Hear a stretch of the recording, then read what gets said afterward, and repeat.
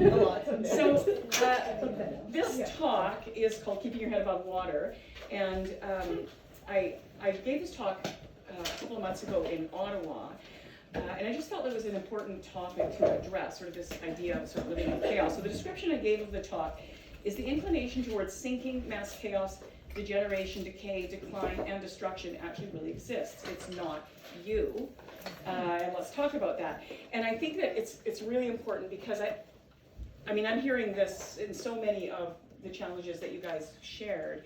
What I'm hearing is that is the guilt that's attached to the not getting the things done, or it's the guilt that is attached to the chaos or the messy house or whatever, a feeling like somehow, you know, that's your fault, right? And that's such a, it's one thing to have the problem. It's quite another to have the guilt about the problem, right? So I think that that's something that we need to just be talking about and be more aware of. So the sort of inclination towards chaos is actually a natural phenomenon, right, that exists in the entire world, right? And we know it as entropy, right? The word entropy is that inclination towards things degenerating, right? I looked up a definition of entropy that I thought was really good. Entropy simply is a measure of disorder and affects all aspects of our daily lives. In fact, we could call it nature's tax. Left unchecked, disorder increases over time. Energy disperses and systems dissolve into chaos. Family life. The more disordered something is, the more entropic we consider it to be. So, of course, family life is on the high end of entropic, right? But at every level of the world, of our existence, entropy exists. So when we look at like the actual world itself, if we don't keep things like roadways or paths, hiking paths, or our governmental systems or our legal system, all of those things are constantly being managed and constantly being sort of being kept in check, right? A schoolyard, your storage room, you know, your laundry, your marriages, your spiritual lives, everything left unchecked will degenerate, right? That's a natural law that exists. And so even an empty house, if you move out of a house and a house sits empty, it will degenerate. Dust will collect, dampness will get in, holes will start to happen, vermin will get in, plants will start to creep through the walls.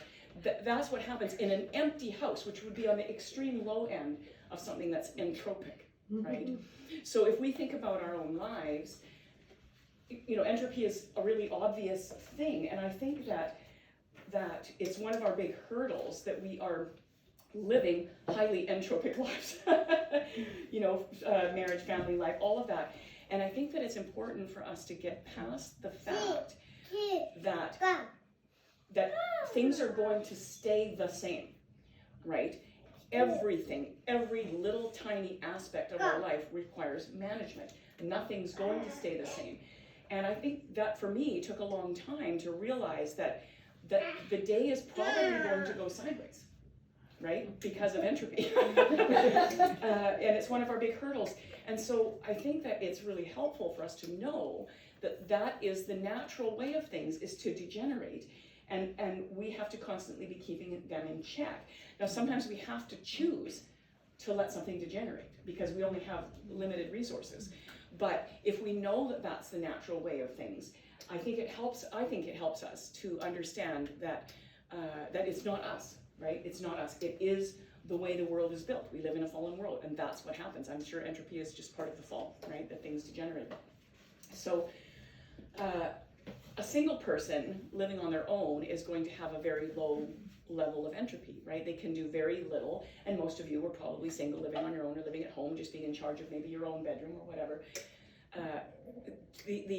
The ability to keep everything managed and to keep everything in check is very, very low, right? Now, again, that would depend on how messy of a person you were, if you tended to sort of throw things about and not keep them managed. But in reality, is if you just picked up after yourself, your entropy level's very low. If you just had to cook for yourself. But then if you add in a husband and a home that you live in with that husband in, and then you start adding children, and all that happens pretty fast in the first 10 years of marriage. All that starts to happen really fast. And your ability to keep up with the entropy, all the entropies that are compressing themselves onto you, right? Because you're the gatekeeper. You're the gatekeeper.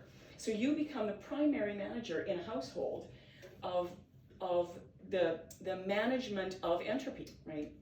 So so what happens is it's building so fast, and the things that you need to manage are ramping up so quickly. Because even your baby, okay, there's a certain amount of natural sort of disintegration of your life happens because there's extra laundry, but the baby itself is not actually wrecking stuff, right? But then they become a toddler, and then they're wrecking everything, right? And it takes a long time, I would say 10 or 12 or 14 years before that child's entropy kind of starts to peak out, and then at some point it even, it sort of starts to go down when they start to look after themselves. But that's very age dependent, personality dependent, right? Sometimes a 7-year-old can be very helpful and looking after themselves and all that. Sometimes a 15-year-old is not very good at that, right? So what happens is, because we're learning, not only do we have all this stuff, but we're learning how to manage all this stuff, that our own personal entropy, the things that we have to look after about ourselves, our nourishment, our sleep, our spiritual growth, our mood, right? We become incapacitated to be able to manage those things very well, right? And so there's a lot we have to gatekeep for ourselves, which we all have to do at any given time in our life, but then we have all these added things. So there's a lot, it's a lot more challenging, and there's maybe 20 or 30 or 40 different avenues of entropy going on in your life at any particular time, right? As a mom with children and home, right? So it becomes important to manage things, not just your household and your children and your schoolwork and all of that, but to manage you so that you're getting adequate rest and you're getting adequate nourishment, right? That those things, in a sense, are the big rocks of the conversation. You guys know the analogy of the big rocks? No. Where you take a jar, and if you put all the little rocks in first, you won't be able to fit the big rocks in. So maybe the little rocks take up 6 inches of the jar, and then the big rocks, the big important things in your life, they're actually sticking out the top. You can't get to them. But if you put the big rocks in first, and then you pour the little rocks in around them, they all fit in, right? And that's a really important idea, that these things are far more important. Your children will learn in spite of you. If you have a rich environment, and that doesn't mean okay, we'll just toss schoolwork, but in reality, your children will learn regardless. If you read to them, if you have a rich environment for them to learn in, so that you can attend to the things that really, really matter, your own nourishment, your own well-being, your own spiritual life, that you can, and of course we have to be balanced about that in terms of our time, but it's going to, you're setting yourself up for failure if the big rocks don't go in first, right? So I just can't say that enough, that it's not you. Entropy isn't you. Entropy is a real thing, and it causes you a problem, but it's not you, right? And you can't stay on top of everything. It's not possible to stay on top of everything when you live in a busy household, right? There's no way, so you have to decide, what things am I going to attend to? What things do I have to let slide, right? And sometimes that will change from even day to day. Okay, today it's hot dogs for dinner and I'm going to get some schoolwork done, right? Or today it's paper plates and I'm going to make sure I get outside with the kids, right? So whatever, sometimes, and almost every day, especially when your kids are young, you're going to have to make decisions about where you attend and how you attend. And sometimes that's a big picture decision. These are the things I'm going to attend to this year. And sometimes that's just a day-to-day decision. I didn't sleep well last night. I have to be gentle with myself. Today, what I'm going to do is read to the kids and make sure we get outside, and that's it, right? So all these things, marriage there's blessings and joys that come with marriage, but it's a lot of hard work. And having kids, there's so many blessings and joys, but it's a lot of hard work. And having a home, is a blessing and a lot of hard work, and being human is a blessing but a lot of hard work, and getting to heaven is unbelievably hard work. And I don't say that to discourage you, but to encourage you, because it's supposed to be hard, right? To be human was never meant to be easy, right? And as you, none of you are living easy lives, right? My life is pretty easy right now, but it took a long, long, long time to get there. So if we can recognize that life means management, life means hard work, and that it's going to regularly dissolve into chaos, then I feel like that's something that's helpful to me to know, okay, this isn't me, this is the way it is, right? And maybe that sometimes needs to be kind of our prayer, right? When we sort of look at the heart issues of this, that we have to, in a sense, prepare our hearts. And I think knowing that entropy exists helps to prepare our hearts. That maybe our prayer is, Lord, help me to prepare for this next 5 minutes. Okay, maybe the kids are having a fight. Maybe first just, okay, Lord, just help me deal with this with some grace, right? Maybe help me to not make the problem worse, right? You know, if you're a blamer, you can say, well, it's just entropy's fault, right? And that's a very easy out. Are any of you familiar with Catherine Doherty? I assume some of you will be familiar with Catherine Doherty. So she was the founder of Madonna House, which is a place of spiritual retreat, and some people live there for their whole lives. It's a beautiful place in Ontario.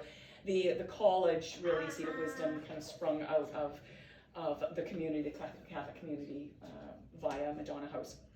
And Catherine Doherty has many beautiful writings, but she has one quote that really stands out in my mind. She has a philosophy that she talks about called the duty of the moment, right? I don't know if you've heard of that, but here's a quote of hers about the duty of the moment. So the duty of the moment is what you should be doing at any given time in whatever place God has put you. You may not have Christ and a homeless person at your door, but you may have a little child. If you have a child, your duty of the moment may be to change a dirty diaper, so you do it. But you don't just change that diaper, you change it to the best of your ability, with great love for both God and that child. There are all kinds of good Catholic things you can do, but whatever they are, you have to realize that there is always the duty of the moment to be done. And it must be done, because the duty of the moment is the duty of God. So, with Mom, I 100% agree with this quote. I think it's a beautiful reflection. As a mom of littles, you might have a diaper to change. You might also have a kid who can't find their shoes, a kid on the toilet, some spilled juice in the kitchen, a kid screaming because they're hurt or in a scrap with a sibling. And they're all in front of you. How do you choose? Okay, because you have a lot of duties of the moment in front of you. So of the 3 or 4 or 6 duties of the moment, which one is the priority? Any thoughts? Wait, sorry, say them again? Any? Maybe diaper, maybe can't find their shoes, you're trying to get out the door, maybe a child on the potty, maybe juice spilled on the floor, maybe a kid screaming because they're in a fight with their brother, anything. There's 100 more things I could add to that list, as you all know. Well, you can all add them. Of those duties, which one is the priority? The fighting. The fighting? The loudest one. The baby. The loudest one. The youngest one. Yeah. The most vulnerable So there's dependent. no more accidents. And, Right. And you can deal with the potty. The baby can wait for a minute and he will be okay. Yes. You can diaper for 2 minutes. Break up the fight or take one of the fighting individuals to change the baby's diaper. Yes.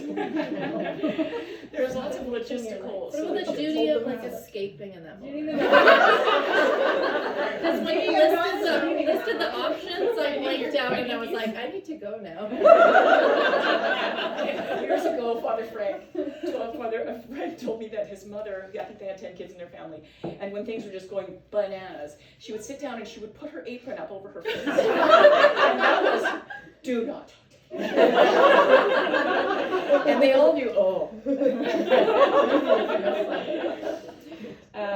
so I think the heart of this quote is, but you don't just change that diaper, you change it to the best of your ability, with great love for both God and that child. And knowing that Christ is in the child, right? That Christ is in every one of us, our duty is to be kind. So however you decide to logistically manage the many priorities that are sitting in front of you, your actual duty of the moment is to treat that child with the tenderness that you would treat Jesus if he was in front of you, right? And there's a very cool aspect to this, because when we're kind, we feel so good about ourselves. Woohoo! I did it. Look how nice I was. We're so excited when we do that. And the thing is, when we're not kind, we beat ourselves up. And the spiraling downwards from not being kind is profound, right? But when we're kind, it's a win for the child, right? Obviously. It's a win for us because it builds us up in our ability to do that. And the more we do it, the more we practice doing it, the better we get at it, right? But also it's a win for your relationship with God, because you haven't offended God in this moment, right?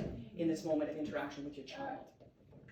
So we're strengthened so much in our spiritual life, right? And if you, I mean, most of us as busy parents feel like we don't have time to pray. Like as soon as you're a single person and you've got this, great prayer life or whatever, then you have kids and it's like, okay, I don't even pray anymore. Am I even a Christian if I don't pray? Spiritual crises, because our prayer life just tanks.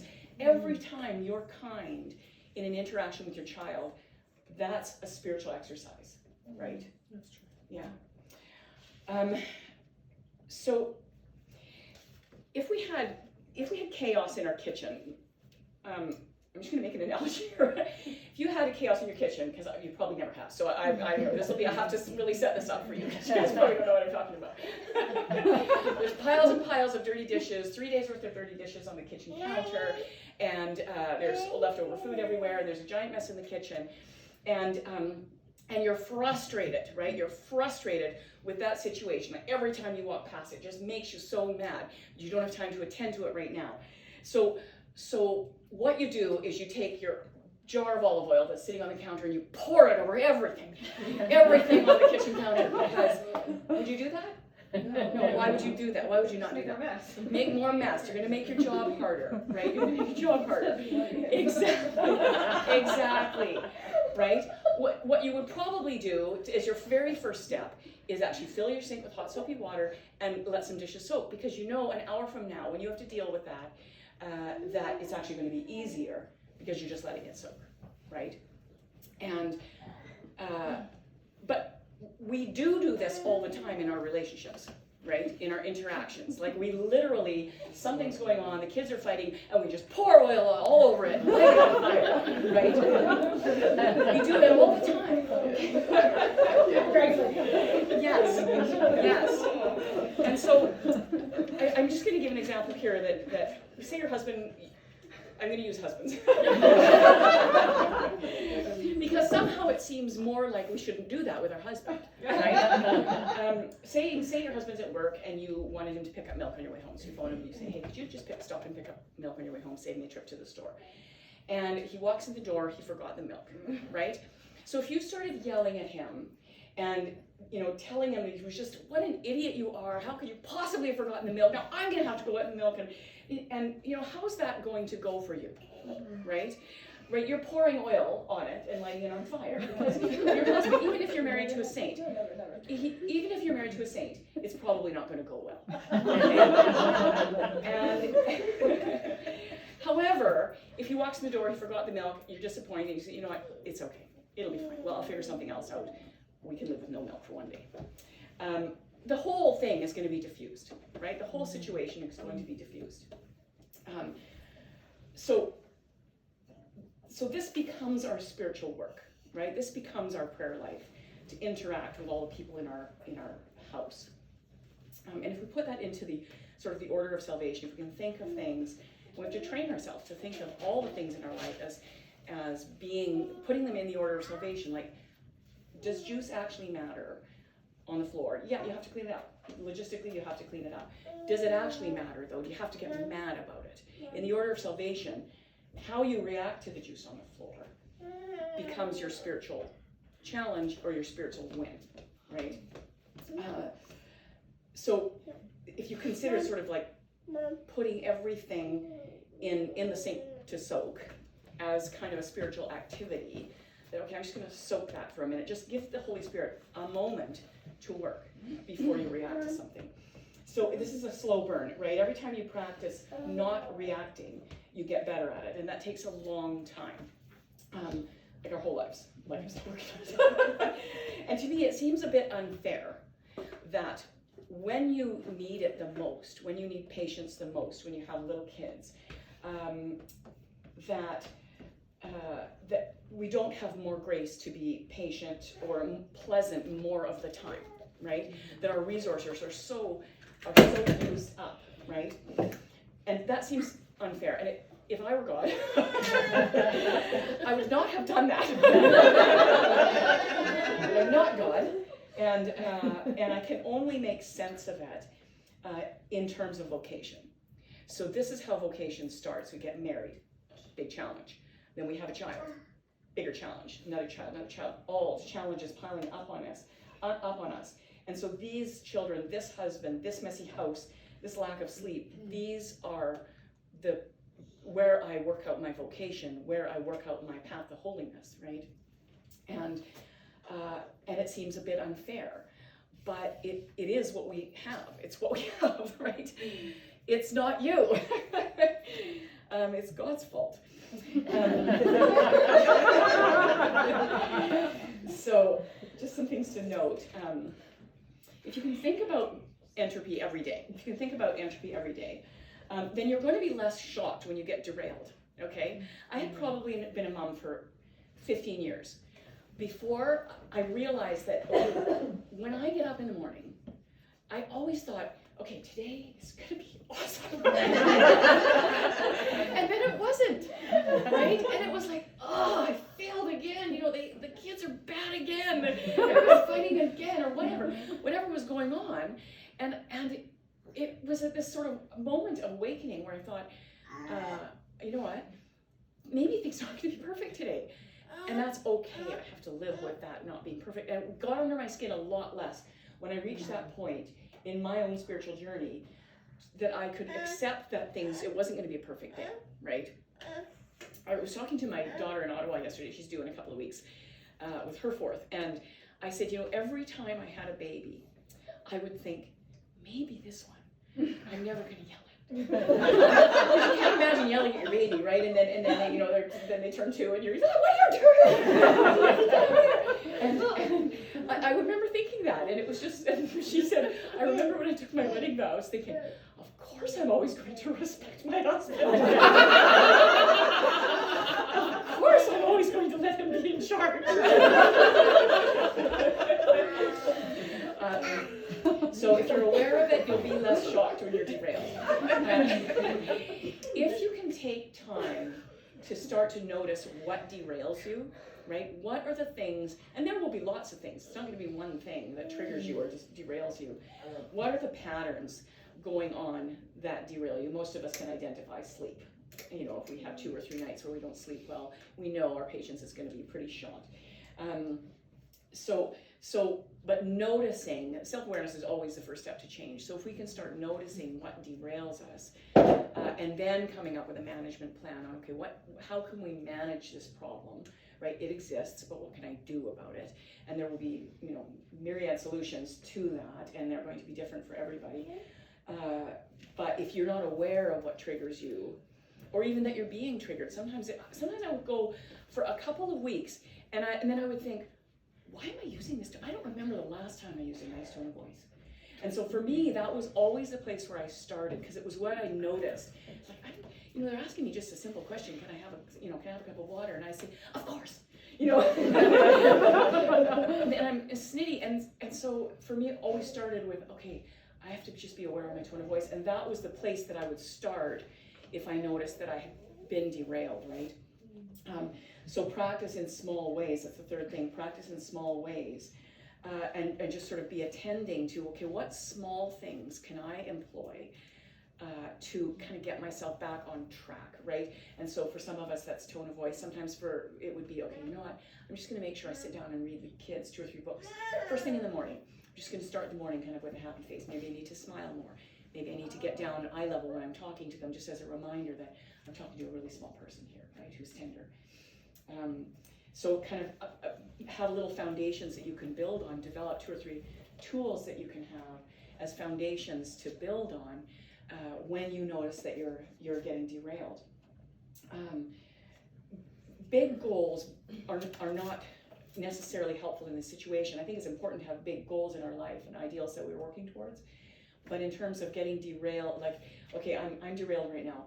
Making some great big plan about, okay, I'm going to start going to weekday mass, and I'm going to start praying an hour a day. I'm going to get up at 6 a.m. Whatever it is that sort of a big thing, a big life change, might not be helpful and may set you up for failure, right?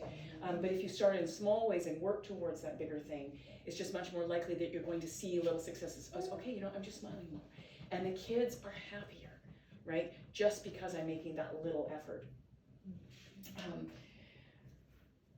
And I think it's really important, and a big part of the reason I wanted to do this is for moms to connect, is to be with your people, right? Find your people, be with your people, spend time with your people, and share your struggles and successes with the other women in your life. Because when you're tired and your life is as busy as it is right now and you're stressed out, it's very hard to be creative, right? And think sort of logistically about, okay, how can I manage this difficulty I'm having? Or am I being, snappier with my kids? Or what can I do about that? And a lot, sometimes, again, the spiral downward can just be really profound if we just start beating ourselves up. Or if we can tell somebody our struggles and our successes, like, oh, I tried this, it worked really, really well. I just tried, that in the morning, I don't do any schoolwork for the first hour. We just snuggle, we read books, and then everybody's happy for the rest of the day, or whatever. Just try some small thing, right? So reach out to people, because it is really, this phase of life, it's so hard to think creatively when you're stressed out, right? That our hearts need to be sort of open to God's will, and when we sort of, it's really vitally important that we just sort of need to remember in those moments of realizing we're derailed about the whole idea of entropy, that everything's disintegrating, but particularly, our situation, our household, our mood, right? Something to be really kind of on the top of your list. Is my mood going downhill, right? And sometimes that's a daily thing, that we wake up in the morning, our best time of day is the morning, and our mood starts to disintegrate as the day wears on. So can you structure your day differently so that you're not experiencing that downward spiral? But your mood requires management, right? So if you know that by 2 p.m, that's your tired time, I'm gonna crash, what can I do about that? Maybe that's when we need to go, get outside for an hour. The job of being human is learning how to manage all the disintegration, right? And your own first, your own disintegration first. Because your disintegration is a guarantee will lead to your family disintegration, right? And I don't mean that you're responsible for it, but if you're unhappy, your kids are unhappy. Right? If you're cranky, your kids are cranky. So it really matters in the face of entropy. I sort of wanted to talk about our hearts, right? And how we need to structure our hearts. But I'd like to also talk about sort of structuring our environment, kind of our physical environment and our activities. What are things we can actually do to help streamline our life so that we can make life go a little more smoothly.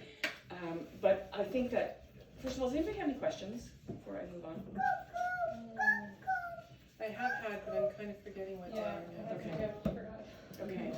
The one that maybe you can talk about, but the difference between accepting entropy and just that, today might not be a perfect day, and maybe this is more prone to people, or people who have a certain temperament are more prone to that than like not falling into like, well, why try? Or like, then I'll just sit on the couch, whatever. Yeah. Kind of mentality. Yeah. Still putting in all of your effort, not being disappointed when it goes awry like that. Yeah. It feels very conflict for me, but it is conflicted, and I feel like the knowledge of entropy is in a sense the thing that could also bring us out of that idea of, okay, forget it, it's just not even worth it, right? If we know that entropy is God's will, like in the big picture of our spiritual lives, that because we're fallen, it's his permissive will, right? It's not his active will. I want things to disintegrate in your life, but we live in a fallen world, it happens. And so if we put it in context that, okay, entropy exists, and my path to heaven, part of that is managing the entropy in my life, but all of it is managing my own entropy in my soul, right? So if we think of it contextually, but that said, you also have to manage fun and rest. You can't just think, there's no way, if you decided, okay, my main goal in life is to have a clean house, you would be doing housework with little kids all day, every day. You can't keep on top of it, right? You can't, and there are many things in our life we can't keep on top of, right? So, if we keep on top of our spiritual lives, if we keep managing our spiritual lives in the little tiny steps that we can make every day, then the letting go of certain things or the managing of certain things is, I think, less of a burden to us, right? So I think it's an important question to ask. If our hearts are the most important thing, and it kind of speaks to what you're saying, if our hearts and our relationships are the most important thing, and they are, why does streamlining your life matter? Why do tools to help make things run more smoothly matter, right? And in my opinion, order is the servant of joy. And so that's why I think it's important to talk about order and streamlining our lives and simplifying our lives in the context of seeking joy and seeking the management of entropy, right? And doing it joyfully. So when I talk about order, what I'm really saying is a well-ordered life. That the things in your life run relatively smoothly on the day-to-day. That it's how things run as opposed to a pristine home or a fixed schedule for your homeschooling or a really disciplined look at things. I think discipline weighs into this hugely, but in terms of I've got a regimented way of doing things. And I stick to that really, really well, because this is going to, a well-ordered life is going to look very different when you have small children and at different points in your life, right, in different seasons. So for me, a well-ordered life, it's really important for me to get physical exercise. It's really important for me to get enough sleep and to eat well. It's really important for me to spend some time reading every day and have some intellectual pursuits. However, at this point in my life, it's really important to me to give back to my community. Right? It's really important to me to support my kids who have kids. Those things are important to me at this station in my life, right? So that if I wasn't doing those things, I feel like that would be disordered, right? For you guys to do more than just keep people alive is, that's a big deal, right? And so, that's you have to think of it in that way, that in this season of life, what orders would look very different than it will look 10 years down the road or 20 years down the road, right? So with orders for being a servant of joy, there's a few resources that I found incredibly helpful to me over the years in terms of household order, okay? One of them was a book called Sync Reflections, right? Also Marie Kondo, very, very different approaches to, on my blog, I actually have a couple of blog posts where I compare those different resources so people can kind of get an idea, because personality-wise, one method of kind of household order might make a lot more sense to your personality type than the other. I've read both of them. I've employed both of these, but in a nutshell, the book Sync Reflections by Mara Silly is essentially, she teaches you how to just do a tiny little thing every day, to just declutter and create good habits, which are, good habits are virtuous, right? That's virtue. To create good habits with your stuff, right? And how to sort of become more detached from your stuff, okay? Marie Kondo has a completely different approach. What's Marie Kondo's book called? Life-Changing Magic of Tidying Up? Yeah, completely different approach. Basically, you stop everything in your life and you devote yourself to a thing and don't do a lot of other things. And so this would be hard with small children, but you could break it down, like say, for example, one closet at a time. You could pull every single thing out. She wants you to touch it, try it on, and decide on the spot, whether you love it, right? But they both have kind of a similar approach in the sense that don't own stuff you don't love or use. Get rid of anything you don't love or use. And I think that that's the main point, whatever your approach is, because I think you could take, a summer portion of your life and think, okay, I'm going to go through every section of my house. I'm going to spend an hour a day, work something out with your husband, when he's, maybe it's early evening or when the kids are in bed or whatever. I'm going to do this thing and declutter my house in that sort of big Marie Kondo way, or I'm going to just learn how to do it day by day and just be patient and know it's a slow burn, and after a year, the house is going to be completely different, right? So even really small sort of sections of chaos give us such a feeling of win. So if we take the Marie Kondo approach and we have one closet that's just exactly what you want and only has things in it that you love, that's really satisfying and it makes you want to do more. And with Fly Lady, if you have one drawer, you think, wow, there's nothing in here I don't use, right? There's no clutter here. It's such a win, and it makes you want more of it. It kind of gives you a dopamine hit, right? It feels good, but there's different ways of doing that. So when I talk about areas, where I'm talking about physical areas in your home, but also areas of your life that feel out of control, right? Like, for example, activities, right? That homeschoolers can often way go overboard on activities because their kids aren't in school. So think, well, I've got to put them in 4 or 5 activities because they're not activities are a good thing, and whatever you can manage is a good thing. There's no magic number, but there is a magic number in the sense that at some point it's going to affect your mood, right? Like all the running around is going to affect your mood and the child's mood as well, right? That they're just overburdened by activities, or you're overburdened by driving them around everywhere, and so suddenly you reach that point, right? We had a habit of that every single summer, we would never assume that whatever we did last year, we were going to do again the next year. So all the activities were shelved for the summer, and we would start fresh. And we a lot of times went back to things and did the same activity, whether it was sports or music, but we kind of, in a sense, started with a clean slate. And that was really helpful for us to assess, yeah. Did you have a rule about, okay, if the girls are doing horseback riding lessons, all the girls are doing horseback riding lessons? So that, because otherwise, if you've got a pile of kids and they have their own activities, you're in the car all the time anyways, right? So how, and I know I've brought this up to you before, but I remember you saying that you had everything on 1 or 2 days of the week. Yeah. So if you've got kids in music, I have all 4 of my kids are in music. Yeah. And I've got 3 girls in dance, and I'm still trying to figure out what my son is doing. He switches all the time. Right. And so, but my 3 girls are in 2 different levels of dance. Right. So then I'm going to dance 3 days a week. Right. Up in Duncan. And I've got a son who's doing random things. Yeah. And then I've got, everybody's in music. Right. And then they've got tutoring twice a week. And then we've got our co-op once a week. And so I'm out every day, except Tuesdays, which is the day where I do everything else. Right. Right? Yeah. And so, like, when you're trying to figure out the scheduling, how did you balance that? Because you have more kids than I do. Yeah.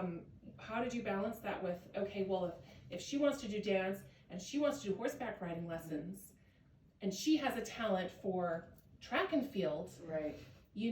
How? Yeah. Yeah, no, it's a great question. For us, for me, the solution to feeling overly busy was that I had to be home 3 days a week. Right. Okay, so of the 5 weekdays, yeah, I needed to be home 3 days a week. Otherwise, I felt like nothing was getting done. Right. So basically, for us, and this isn't the solution; it was my solution. Yeah. That on the 2 days out, and I was willing to vary those days depending on what activities the kids were involved in. But I would line things up. So say, for example, the kids wanted to socialize, or we had something going on that was a co-op-y type thing, or an event going on that I wanted to line it up with other things, right? So so that worked for me. There could also be, I think, one way you could make this work if your kids are involved in lots of different activities.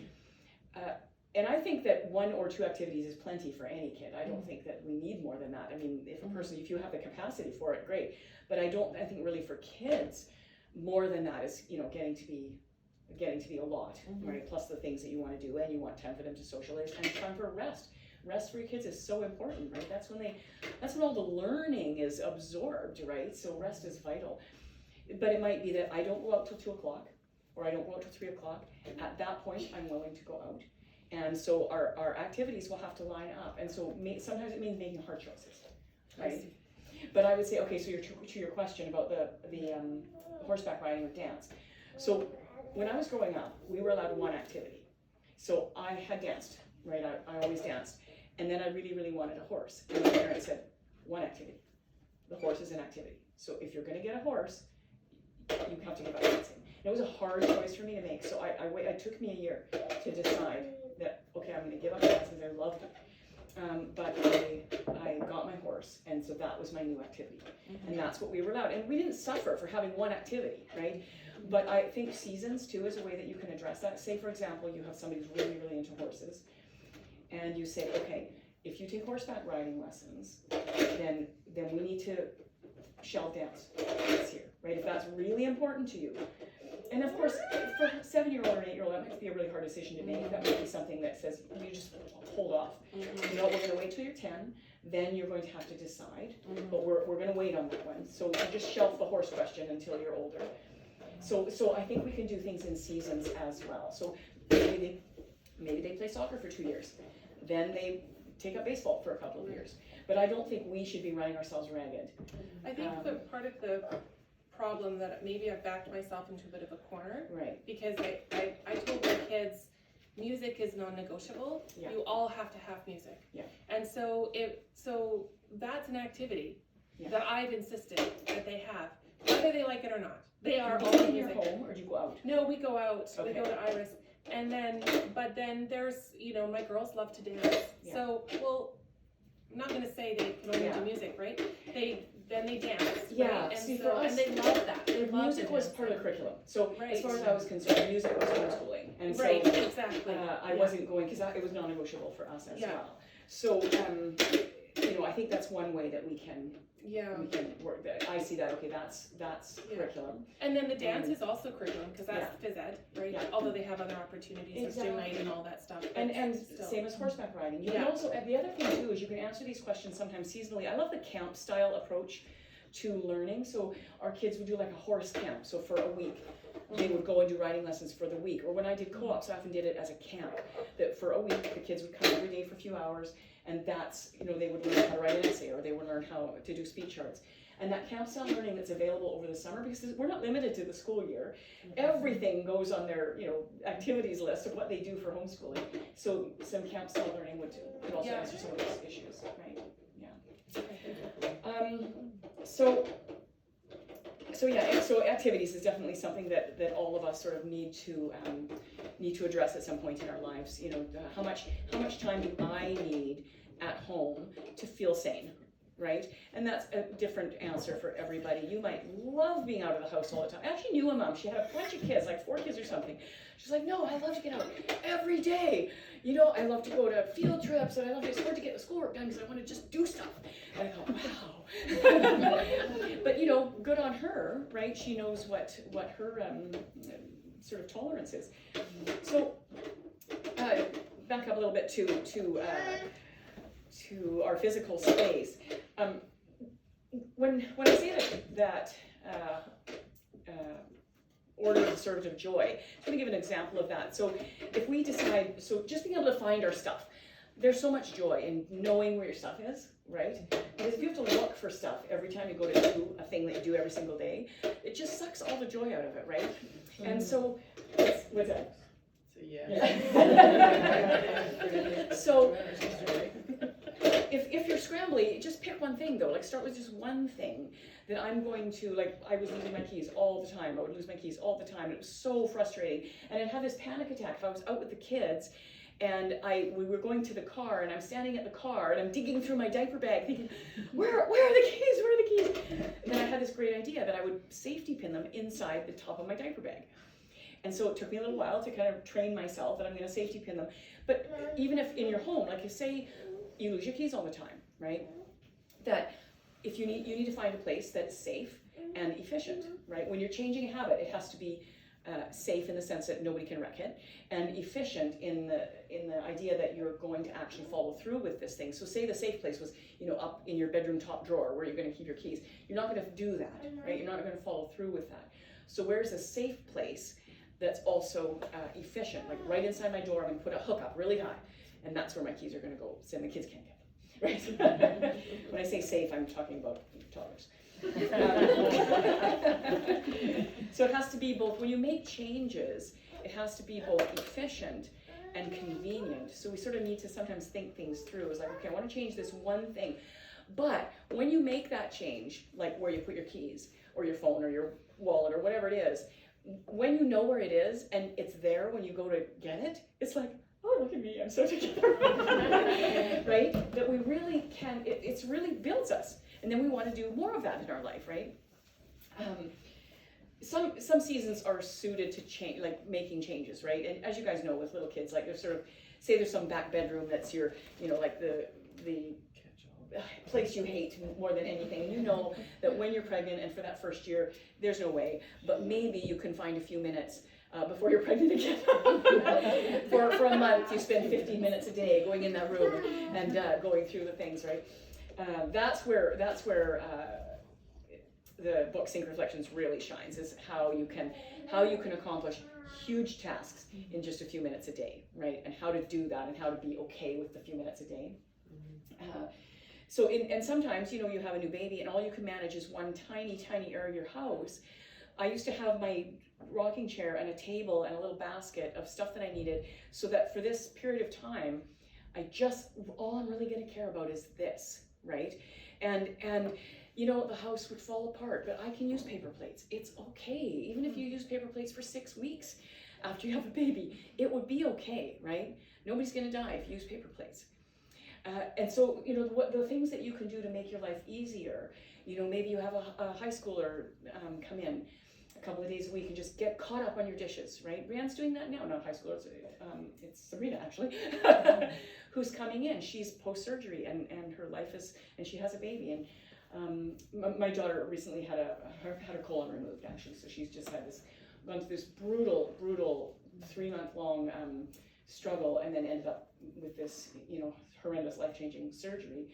And so she has somebody coming in 3 days a week, and that, there's a fee for that. But if it's a high schooler, you can pay less. You can say, okay, if you're paying kind of babysitting wages, just do some light housework. Are you willing to do that? Often there is, right? Because it's good work experience. And then when they actually go to get a job, they have something on their work experience that they can add to. Or if you have a mom who can help you out with things, or somebody in your life, right? That's not everybody has that. It's a real grace when you do have that. And some seasons we need to let go of a lot of things, right? We need to let go of almost everything. And post-baby, or sometimes for me that post-baby was not always the big deal. It was the last month of pregnancy that, like, I just really just wanted to lay on the couch all day. And so I had to find ways of kind of making that work, right? And, in discussion with my husband, when our kids were small, in discussion with him, just saying, if you can leave the house, before you leave the house for work, I need to have a shower and I need the dishwasher empty, right? And it may still be empty when you get home. If all I can accomplish is reading to the kids, then that's okay. And knowing that he was okay with, if the dishes are all piled on the counter when I get home, that's okay. The dishwasher at least is empty, and we have a starting point, right? So we have to be talking assessment and management all the time. We used to, have date nights on the couch, and that's what we talk about, is how to manage our life right now, right? And that was helpful. It was if we don't assess, we can't manage, right? So we have to carve out time for assessment. It is 11 o'clock. I have, most of you know this, but for those that don't, I've written several books on homeschooling, and the idea of my books were all about how to streamline homeschooling with your relationship with your kids in mind. That's basically what I've done for years and years and years. And I would do a workshop and the workshop is a video on YouTube now. But the books were really written kind of as a transcript for the workshop. So how to do this with the relationship in mind first, and how to really streamline homeschooling. I was kind of hoping to talk about dictation for a few minutes, because to me it is the most underused streamlining tool we have at our ability. But I was also going to wrap up at 11. So I could spend 10 minutes talking about dictation. I've got all my books here, and I usually forget to put them out, but I brought them out, and I'm trying to edit them right now. So they're the sort of the original version. I'm just going to sell them all for $5 each if you guys are interested in them. The big ones are 10, the little ones are 5. But do you guys want to hear about dictation? Yes. Sure. Put up your hand if you don't want to hear about dictation. Okay. So I'll just spend 10 minutes on it, so we have lots of time to talk as well. So basically, dictation is a method of learning all of the language arts for years and years and years in your homeschooling. You don't need anything else except a book like this. This is what I use. And what dictation means, if you look it up from a definition, is that somebody says something, somebody else takes it down, okay? So it's different than copy work. Somebody's verbally saying something, and somebody's taking it down as you do that. So that can be a secretary who's doing shorthand, somebody's typing something that somebody's reading out to them, you know, or saying their thoughts and they're typing it at the same time they're saying it, or you can use a dictaphone and it will turn it into, AI turns that into text now. In dictation terms of homeschooling, basically I'm reading something out to my child and they're writing it down as I'm reading it out, okay? The lessons are very short. They probably start 1 or 2 minutes, and they maybe work their way up to 7 or 8 minutes maximum. And everything, all aspects of language arts are learned through this. So the idea is that as I'm saying the dictation to them, I'm giving them as much help as they need to get it right, okay? So as a really, really small child, so we're starting from the whole range of language arts, from how to form a letter, the sounds the letters make. Most of my kids learn to read via dictation. The sounds the letters make, the sounds that they make when you start learning blends, what the word means, how to spell the word, different spelling rules, grammatical, all aspects of grammar, and all aspects of punctuation. So the child is learning language in this very sort of you're putting language under a microscope every single day, and you're just spending time going through it with them. And then I would pull out 1 or 2 things that would be that day's lesson. So for example, with a child who's just learning to read, just learning to make their letters, I would say, okay, here's how, do you know the letter H? And maybe they know it, maybe they don't. Well, this word hat starts with H. So here's how you make an H. And I would take on my side of the page, right? I would draw an H, show them how to make it. You start at the top, and then you go across. And then I might do dots for them on there. If they're really new at it, they might want to try it on their own. But if they're really young, I might make dots so that they actually just follow the dots. So start here, down, here, and down, and then we're going to go across. And it might be something that if they're learning to read, then I might say, okay, see this OU sound? See, the word is proud. See this OU sound? It says ow, right? It doesn't always say ow, but most of the time it says ow, right? So if you see OU together, and then I would pull it out and use a few examples, right? So this word OUT, out, right? And I would find maybe 2 or 3 words that I could do that with. As they got older, it would be more about grammar. It would be more about punctuation. It would be more about poetic devices. It might be about the rhythm of the poetry. So we would do the whole range. Can I, Emma, there's a basket of books there. Could you grab the blue one for me? The idea of that I discovered about dictation is that if I give them as much help as necessary, they're learning as I'm feeding them, right? They're learning with the lessons that I pull out, but they're also just learning, what's the word? It was just in the air. Attention? No, well, they're learning attention as well, but it's just in the air, like sort of through osmosis. So they're learning through osmosis, And they're also learning directly because I'm pulling things out, right? That I know they're kind of ready for this particular thing. But everything they're learning is through osmosis. I just want to have a little list in here of the range of things that we would cover. Learning to attend. And honestly, me learning to attend was probably as important as my child learning to attend. So when you think that the lessons are only, like, starting off, you're 1 or 2 minutes long, maybe up to 7 or 8 minutes maximum, that I'm attending to that child. Now that doesn't mean I don't have a toddler, squirming around all beneath my feet and sitting on my lap and trying to draw over their book or whatever. That happened. Or I have a baby in my arms.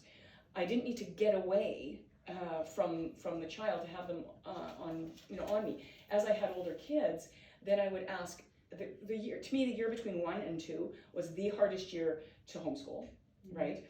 And that's when I would ask my older kids, could you just for about 20 minutes, while I'm working with this person and doing their math and doing their dictation, could you watch this kid? And then I would rotate them. So then while I was working with another kid, I would get another older one. But you can only do that if you have older kids, obviously, right? But the younger your kids are, if you only have young kids, dictation lessons are also going to be incredibly short, right? And you can just accomplish so much. So here's the range. And I'm taking it sort of from the rudimentary skills up to the high school skills, okay? And this is not comprehensive. Learning to attend, letter sounds, letter formation, neatness. They learned their how to write script writing when they got older through dictation as well. Neatness, simple punctuation and capitalization, phonics, spelling rules, spelling anomalies, rhyming, sentence structure, parts of speech, grammar, prefixes, suffixes, and root words, complex punctuation and capitalization, author and poet biographical information. So if we were choosing passage, say we were choosing something from Lord of the Rings with an older child, then we would always read something about, about the author first. So we might pull out a little article on Tolkien, just read it a minute or two, right? Memorization, literary terms. Kids memorize everything, basically. You find that, right? They just memorize everything you do for dictation because you're just putting it under a microscope, right? So it's just a really natural way to memorize.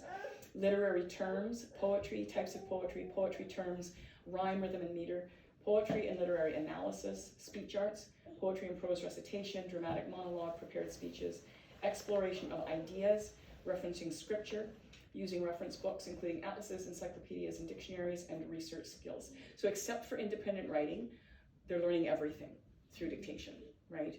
So I would keep doing dictation basically until they didn't need it anymore, when I could read out a passage and they didn't need any help. One of the beauties of dictation in my mind is that it's so tailored to the child, because my oldest daughter was a really advanced reader at a young age. So at 3, she was reading. By the time she was 5, she was reading every novel we owned. She was just a voracious early reader.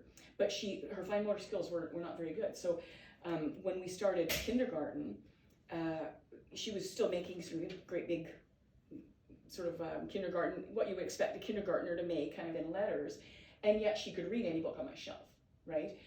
So we could work on her fine motor skills at the same time that we were working on complex spelling and punctuation, right? So I can pick any passage. Say I pick a passage from a book. Let me pick something to give an example. Not Julius Caesar, what else? Let's pick a novel.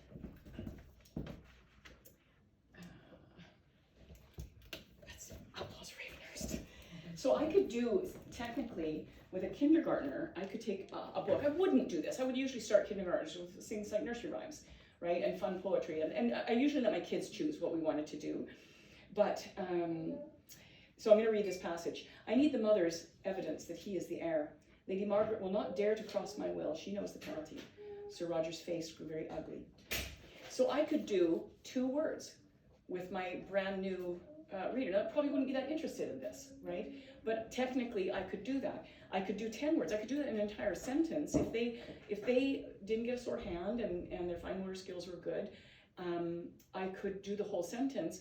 But I'm not going to expect them to know most of the things if they're just learning how to read. So I'm probably going to be spelling most things out. So I could bump up 2 years. I could do the same sentence, and maybe they can spell some of those words now. I need the. Do you know how to spell mother? And it's got an apostrophe S because it's the will that belongs to the mother. So it's an apostrophe S. I'm just saying it. I'm just saying it out loud, and they're learning it, right? Then I'm pulling a couple things out as the lessons, but as we're going through, I'm actually, in a sense, giving them all kinds of lessons, but I'm just saying it. I don't expect them to learn it or know it at the moment in time. I'm just saying it out loud. So then, with an advanced reader, they could probably spell all the words, or they've been reading for a few years. So the sentence is, and somebody's saying this. So do you remember what to do when somebody's saying this? Right, there's quotation marks there. I need the mother's evidence that he is the heir. And so it's the mother's evidence that we are talking about here. So what do we need to do with that S? Do you remember? Sometimes they remember, sometimes they don't. So, okay, we put an apostrophe S, shows ownership, right? And so I could do this at any level. I could also take a rudimentary nursery rhyme and do it at every level.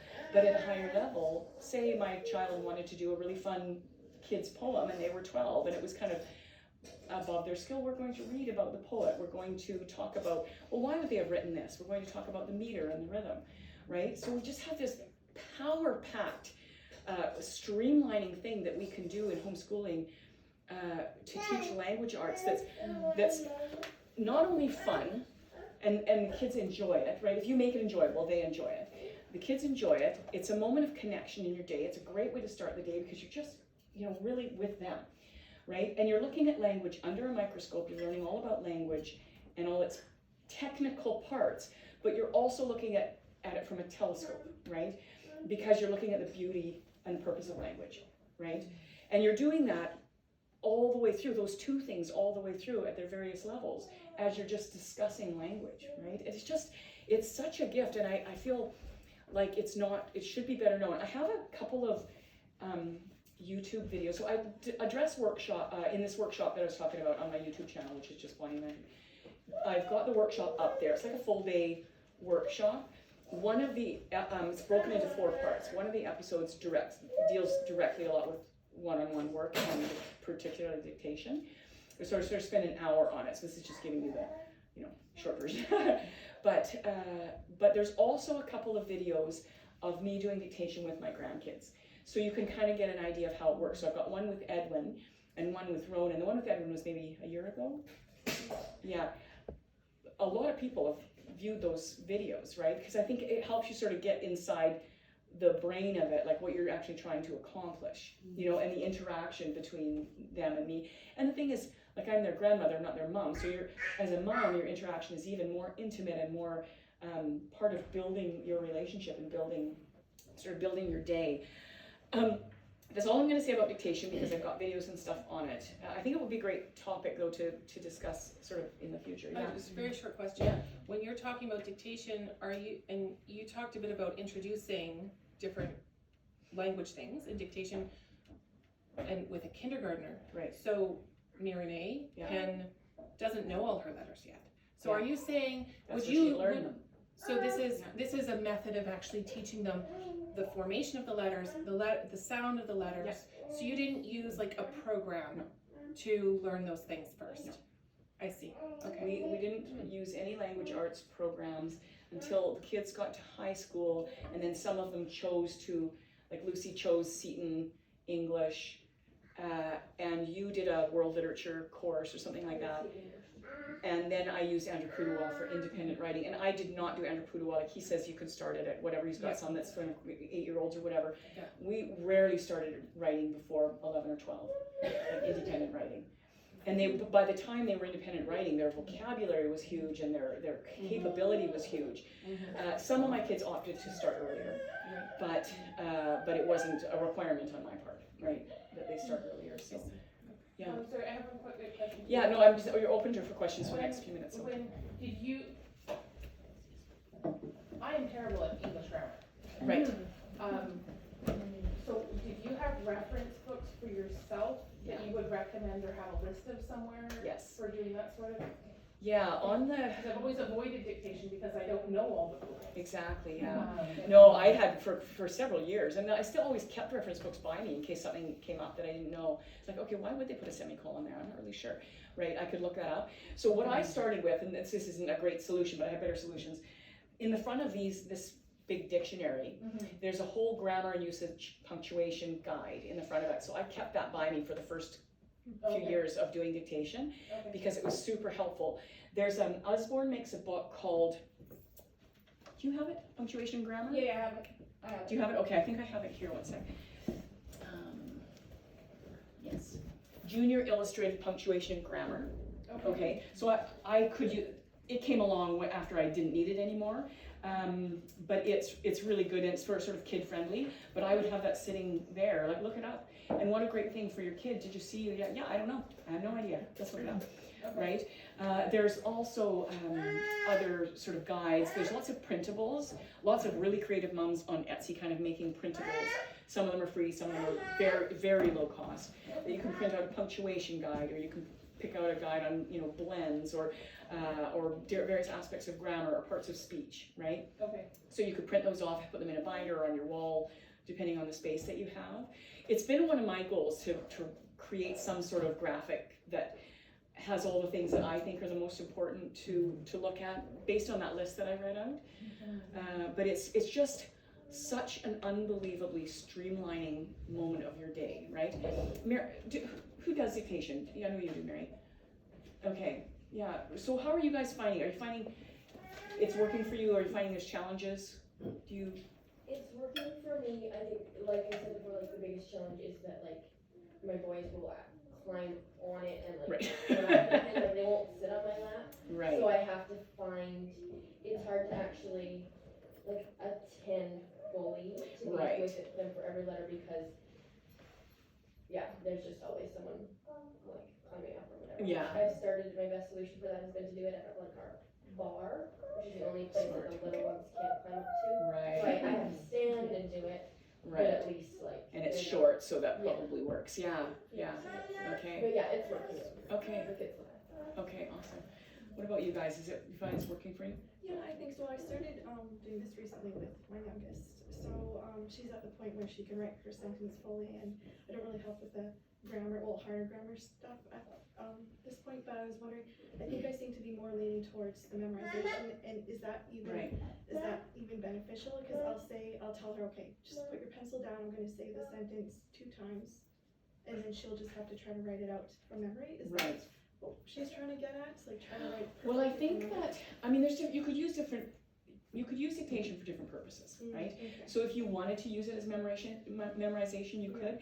I did memorization with some of my older kids, even though they had kind of, in a sense, outgrown it, but they were memorizing because they did speech arts competition, right? And so that was a way of memorizing the speech arts and really looking at what the line means, right? Okay. But I would say bump up the challenge of what you're doing too, then you get more out of it. But memorization, I think, is such a great thing because we don't memorize, like, Because sometimes I'll even do with my older girls, I'll have like 2 or 3 paragraphs where I'll read it out to them, maybe twice, and then they'll have to try to compose it again. Okay, cool. And try to see if they can get it as close. And it's kind of funny hearing them see what they remember. Right. So Okay. it's fun, but I guess it's just kind of a fun aspect. I don't really help with learning much. It's just memorizing. I think memorizing is great, and I think that will always stand us in good stead because we didn't memorize anything growing up. Did any of you memorize growing up, like who weren't homeschooled? And it's just something we don't do. Yeah, the spelling. I had to like memorize the spelling. It was a spelling test at school.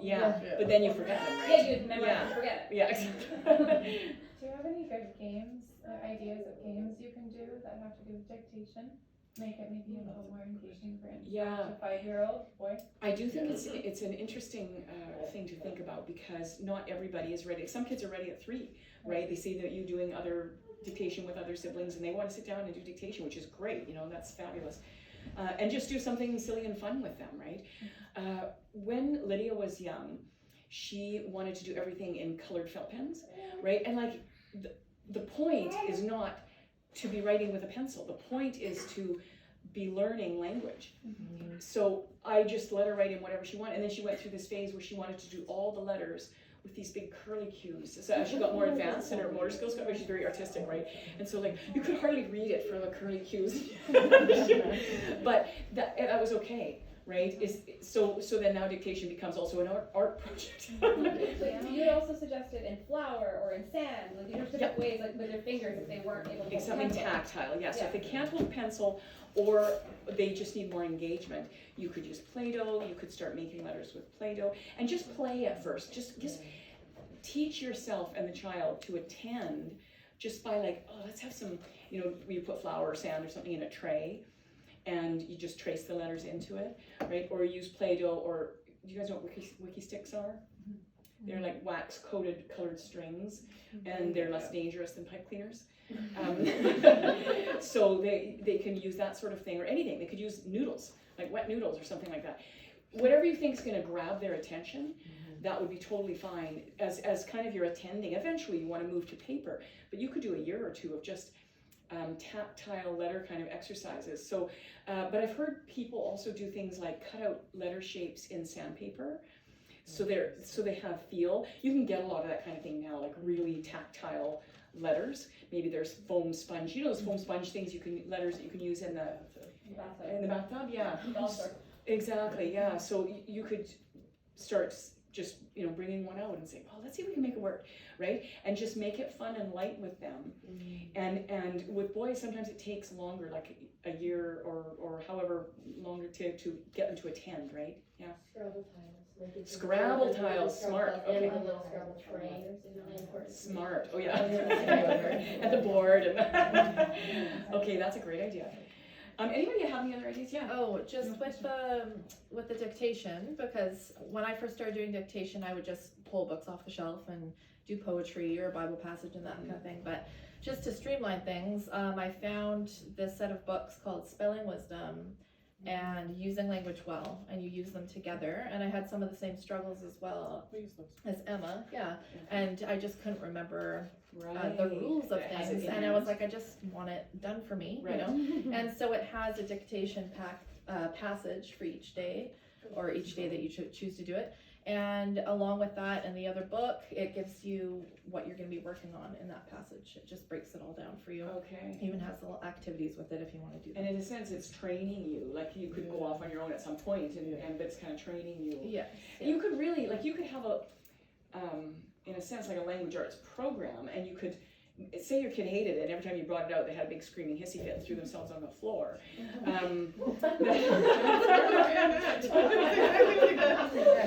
You could actually just look at the lesson and pick a passage and think, okay, I'm just going to work on this thing. I never planned out what I was going to do for dictation.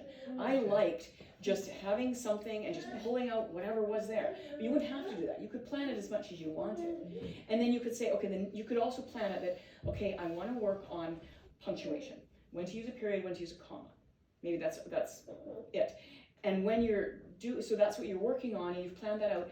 I would suggest, though, not actually using that with an expiry date, right? That I want them to learn this in the next 2 weeks, and then I'm going to move on to whatever.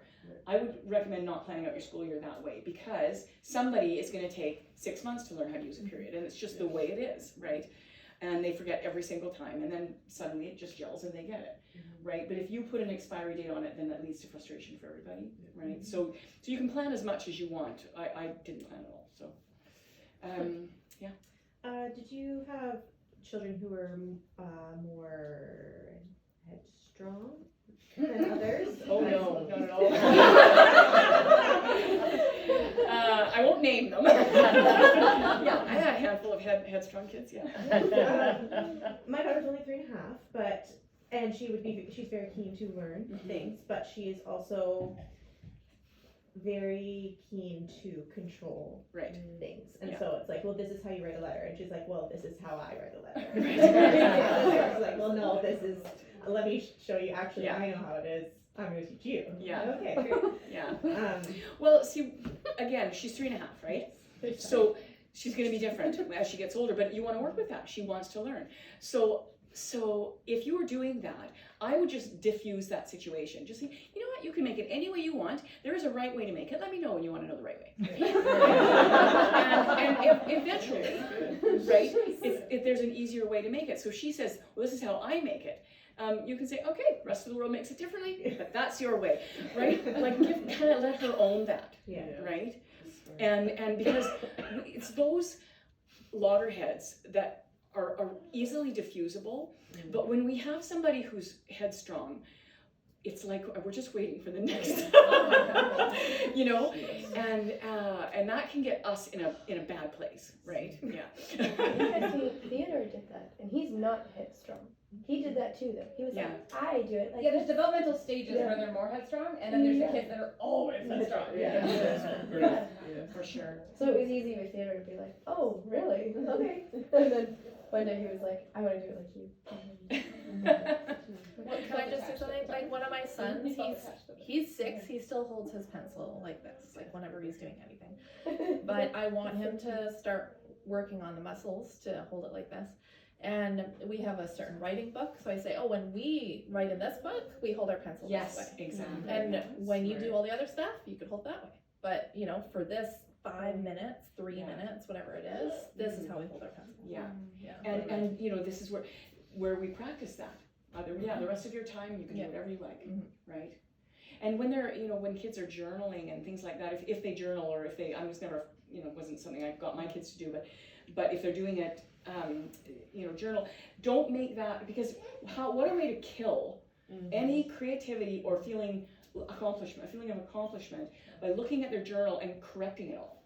In the context of dictation, it's gonna be correct when we get to the end, right?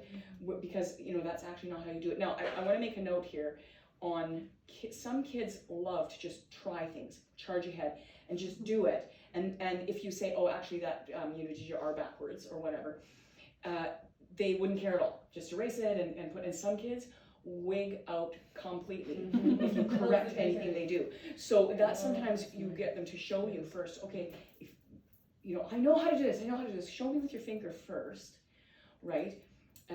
You know, and I mean, not that like with a little kid, if they got an R backwards or something, that's not something I'm going to make a big deal out if we're just starting to do dictation, right? But it's something just to be aware of that in this context, we're going to, you know, work on these skills. It's really, really short.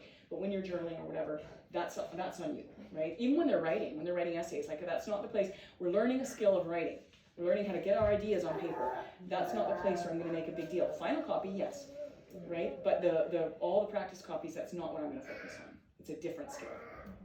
I was just going to say, you know, my sister gave a really good example to me once. I was complaining about some child always making the letters backwards. Right. We're at the end of kindergarten, can we not just get this right? I'm stressing out. And she says, for little kids, she said, Emma, if I were to hold up a hammer with the head down here and the handle up here, what would you say I was holding? Well, you're holding a hammer. Okay, what if I turn it on its side? Well, it's still a hammer. What if I put it upright? It's a hammer. Right. On an angle, it's still a hammer. So their letter might be backwards or upside down or right. But as long as they're getting the ideas of the shapes, you know, the stick might be on the top for the A with a line on top. I've had that before. Yeah. And eventually they will get it. Yeah. We just work on the line falling off the side. Yeah. But anyways, that was a huge help. That's really helpful. Yeah. And we can get wound up about those things too, like that you know, they're never going to understand that. Like we think they're always going to sleep in their bed, right? It's all they do to college. How will they ever go to college or get married? Because they're still not good. It doesn't happen. So yeah, we can get hung up on those things. They all, you know, development is not linear, and it's very different for every kid. Right, so I had kids who read at 3, and I had one son who actually wasn't a fluent reader until he was 12. Right, so that's a massive range. When you think about how kids can walk between say 8 months and 2.5, might be the extreme end of the range where kids would walk. Reading is a lot bigger range, right? A lot bigger range. So, is there any other questions? Yeah. So I've done dictation sporadically with each of my kids that are reading level at different times, and we usually used it to do the more spiritual or practical things that I wanted them to learn really well, like the Our Father, the gifts of the Holy Spirit, days of the week, months of the year, that kind of thing. Like stuff that I really wanted them to learn, so that I figured if they could visually see it, they'd get it. But then I just never continued on with it habitually in homeschooling because it always seemed to be a dynamics thing that added a lot of stress to our homeschooling day. Right. Because as soon as I was unavailable because I was focusing with one child, that's when everybody needs mommy. Right. And then I'm getting angry at everyone else who's encroaching on the time that was supposed to be for this child, and then it takes the joy out of the homeschooling day. Right, yeah. Like, I know you talked about, filling everyone's bucket first, and then, like, making deals with, like, one person, like, managing somebody else, and, like, taking turns with, like, it's a lot to manage, and I usually just gave up. And it only started in, like, September, October was the only time we ever did dictation, generally every school year. Right. So what dynamics of, like, managing how much everybody needs mommy at what times and when you get the focused attention, all that juggling that happens, what's your guidance for that? Right. And while you're at it,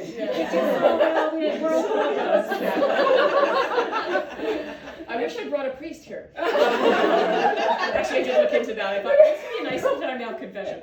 So, yeah, I mean, that's very, very sort of a family management, family dynamics question. Yeah. Yeah. And I mean, is there some, again, think about different creative ways that you could address that. Could you space it out during the day, like that you do dictation with one or two kids here, and then you wait an hour and then do dictation with other kids here. Okay. Can you hold the baby while you're doing dictation? I did that a lot. I'd be standing there, I would, be holding the baby or the toddler so they couldn't wreck everything, and giving my dictation at the same time, right? But I would be close by so I could see what they were doing. But that, is what it took some time. Or throw the toddler in the backpack. And it's short, right? It's short. So family dynamics thing, yeah. So that would be one possibility, is just spreading it out through the day. To me, the most obvious solution is, if your husband has a time during the day when he can, I need half an hour to do dictation with everybody. And can you watch the kids for half an hour while I do this over lunch, or when, before you start your work day, or can you take a break? Because a lot of husbands work from home now. And we don't want to abuse that. Of course, they have their jobs to do because we need the money. But we don't want to abuse that. But it is something that we could be available to us depending on your family structure, right? Even if you worked at doing it, different kids on different days. So I'm going to do 2 on Monday, 2 on Tuesday, because I think consistency is one of the things that's really important. But if you were only managing it 2 or 3 times a week, there's also a consistency in that. I thought you had always said it needs to be in the morning and every single day. I've never said that. Okay. No. I was like, that's not my life. Yeah, no, I always did it in the morning because that's what worked for me. Okay. But no, I mean, wherever works for you. I felt it was a really nice way to start the day because it was a tank filling exercise. Okay. Right?